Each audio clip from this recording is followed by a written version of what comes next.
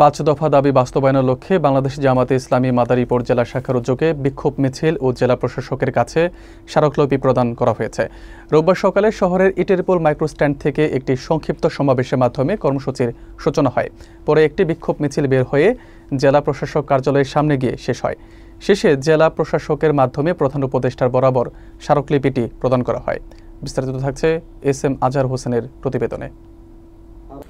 জামাতে ইসলামের ঘোষিত 5 দফা দাবিগুলো হলো জুলাই সনদের ভিত্তিতে ফেব্রুয়ারিতে জাতীয় নির্বাচন অনুষ্ঠিত করা, সংসদের উভয় কক্ষে পিআর পদ্ধতি চালু করা, অবাধ, সুষ্ঠু ও গ্রহণযোগ্য নির্বাচনের লক্ষ্যে সবার জন্য লেভেল প্লেইং ফিল্ড নিশ্চিত করা, ফ্যাসিস্ট সরকারের সকল জুলুম, নির্যাতন, গণহত্যা ও দুর্নীতির বিচার দৃশ্যমান করা, স্বৈরাচারের দোসর জাতীয় পার্টি ও 14 দলীয় কার্যক্রম নিষিদ্ধ ঘোষণা করা। সমাবেশে বক্তারা বলেন, জামাতে ইসলামী বরাবরই অবাধ, সুষ্ঠু, নিরপেক্ষ ও ভয়ভীতিমুক্ত পরিবেশে একটি গ্রহণযোগ্য জাতীয় নির্বাচন অনুষ্ঠানের দাবি জানিয়ে আসছে। কিন্তু সরকার যদি ঘোষিত 5 দফা গণদাবি উপেক্ষা করে, তবে জনগণ তাদের ন্যায্য অধিকার আদায়ের আন্দোলন আরও জোরদার করতে বাধ্য হবে।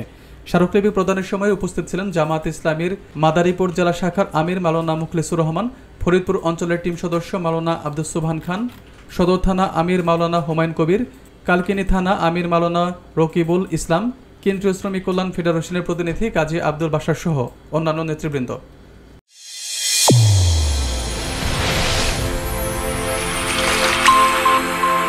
চ্যানেল A1 হৃদয়ের স্পন্দন।